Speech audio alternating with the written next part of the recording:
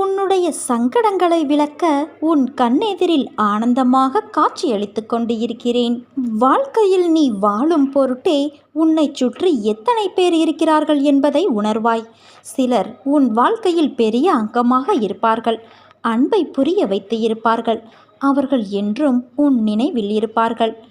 வாழ்க்கையில் ஒருவரோடு யாரும் இறுதி வரை துணையாய் வருவது இல்லை. எல்லோரும் அவரவர் நேரங்கள் காலங்கள் வரும் வரை உங்களிடத்தில் இருப்பர். அதே போலத்தான் நீயும்.